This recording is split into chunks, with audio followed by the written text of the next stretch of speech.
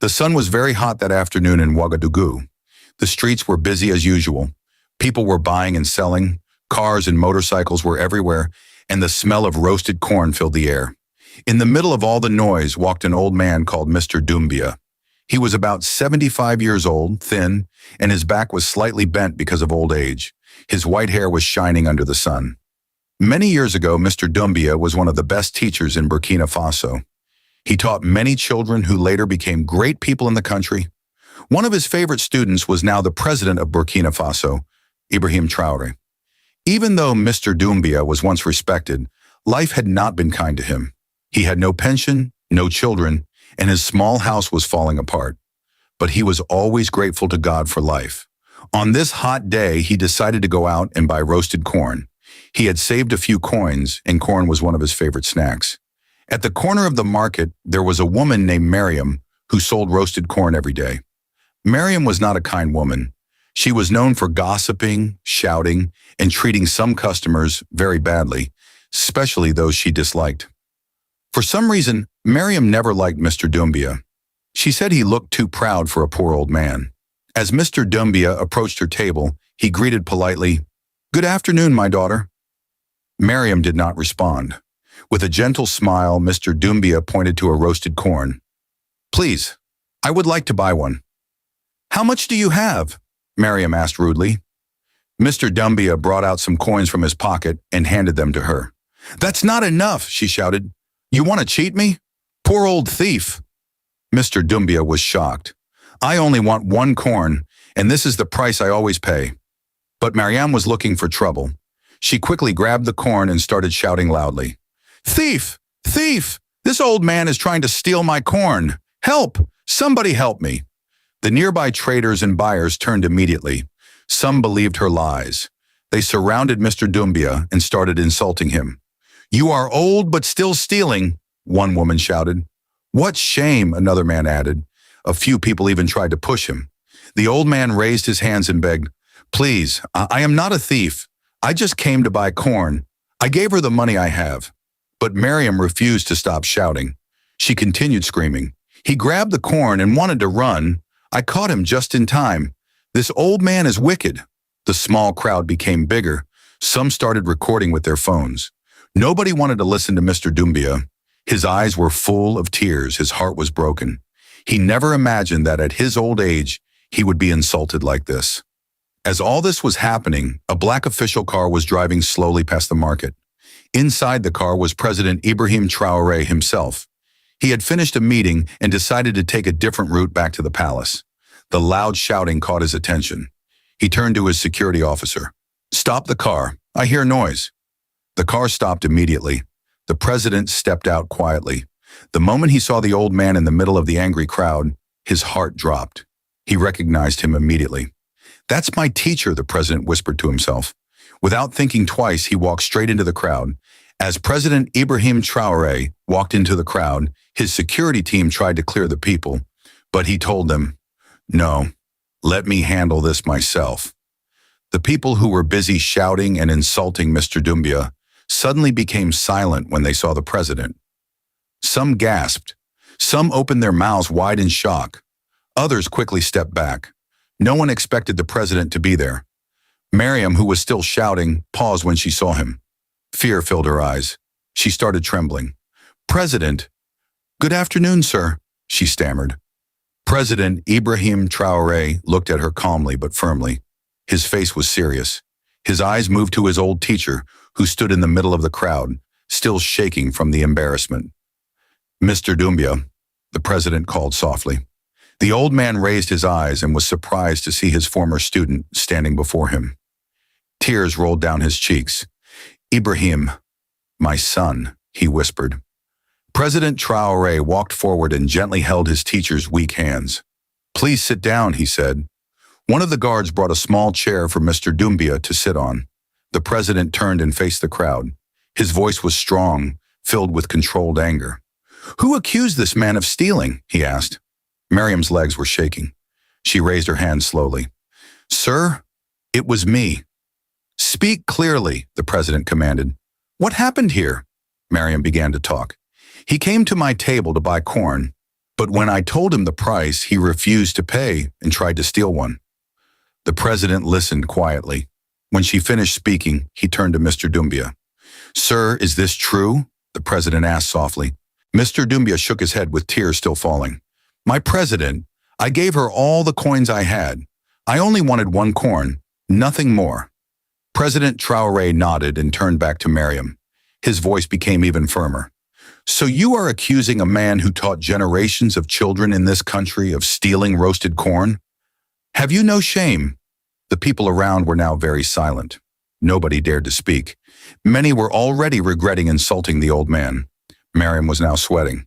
"Sir, I didn't mean—" "Enough!" the president shouted. His anger was clear now. "You didn't mean? You accused him in front of the whole market. You shouted thief and called people to insult him. You wanted to destroy his name because of your hatred." The president shook his head and continued. "You hate him because you say he is proud.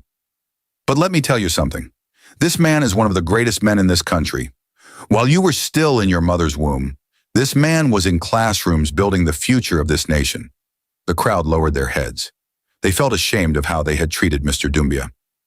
President Traoré continued. "Do you people know who this man is? Without him, I might not even be standing here as your president. He taught me in primary school. He taught me how to read and write. He taught me respect and discipline. He corrected me when I was wrong. And today, because of him and other teachers like him, I became who I am." His voice became emotional as he continued speaking. "Yet today you gathered like wild animals to insult him over one roasted corn? What is wrong with our hearts? Why are we quick to judge and destroy others? Why are we full of hate for innocent people?" Some people started to cry quietly. Others wiped their faces with their hands. The weight of the president's words sank deep into their hearts. President Traoré pointed at Mariam again.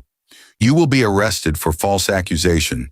You lied because of your hatred, and you tried to disgrace an innocent man." "Please, sir, forgive me," Mariam begged, falling on her knees. The president raised his hand. "Stand up. You are not begging me. Beg the man you insulted." Mariam crawled to Mr. Doumbia's chair. She knelt before him, crying, "Please forgive me, sir. I was wrong. I lied. I don't know what came over me."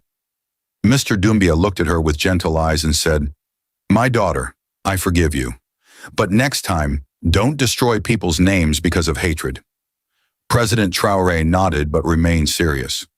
"Forgiveness does not remove consequences. You will still face the law for false accusation and public disturbance. This will serve as a lesson to you and to others." He turned back to the crowd, now completely silent. "Let this be a warning to everyone. Never destroy someone's life with lies because of your personal hatred or jealousy. Today it was Mr. Doumbia. Tomorrow it might be you or someone you love." The crowd responded softly, "Yes, sir." The security officers arrested Mariam gently and took her away. After Mariam was taken away, the market returned to silence. People were still ashamed of how quickly they judged the old man. The president stood beside his teacher for a while, looking at the crowd. His heart was heavy. He saw how people's hearts had become filled with wickedness, how quickly they believed lies without asking questions. President Ibrahim Traoré looked at his guards. "Bring my car closer." The official car drove slowly forward. The president opened the door for Mr. Doumbia himself, gently helping him into the back seat. "Let's go home, sir," the president said softly, calling him sir out of deep respect. As the car drove away, the people stood quietly, watching until the car disappeared from their eyes. Inside the car, Mr. Doumbia sat quietly. His eyes were still red, and tears rolled slowly down his wrinkled face. He could not believe what had just happened. His former student, now president, had saved him from public shame. He never imagined that this small boy he once taught would one day defend him before the whole country. "My son," Mr. Doumbia finally spoke, his voice weak but clear, "you have done something I will never forget for the rest of my life." President Traoré turned to him with a warm smile. "No, sir. You saved my life long before today. You taught me values that made me who I am. You planted good seeds in me when I was a little boy. Today it is my turn to protect you." The old teacher smiled and nodded slowly. "I am proud of you, Ibrahim. very proud. They drove quietly for a while. The president spoke again. Sir, do you know that many of your former students still speak of you with respect? You taught doctors, lawyers, soldiers, farmers, and even government workers. Mr. Doumbia smiled softly but remained humble. I only did what God called me to do. The president nodded. And you did it well. When they reached the presidential palace, the guards quickly opened the gate. The car entered the compound. Servants and officials stood with surprise as the president helped the old man out of the car. Prepare a guest room, the president instructed. He will stay here with me for now. The servants quickly obeyed. For the first time in many years, Mr. Doumbia slept peacefully in a beautiful room, on a clean, soft bed, with air conditioning and good food. He could not hold back his tears. God had remembered him in his old age. The next day, President Ibrahim Traoré called a national press conference. The whole country was watching. Radio stations, TV channels, and online media all focused on the live broadcast. The president sat in front of the cameras with Mr. Doumbia sitting beside him. The old man was wearing a new beautiful outfit, looking clean and respected. His face was full of peace. My fellow citizens, the president began, yesterday something very painful and shameful happened in one of our markets. An innocent old man was publicly humiliated and almost destroyed because of a false accusation. The president paused for a moment and continued, This man beside me is Mr. Doumbia, my former teacher.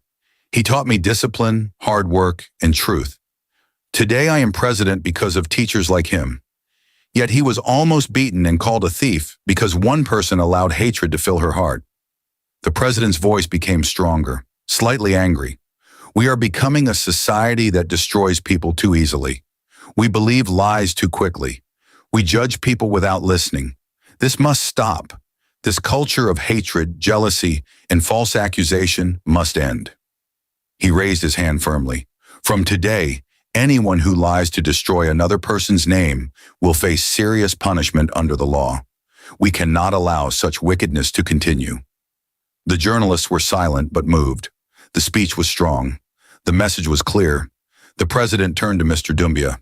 Sir, on behalf of this nation, I apologize for what you went through yesterday. You deserve honor, not disgrace. The whole country was watching. Many people felt emotional.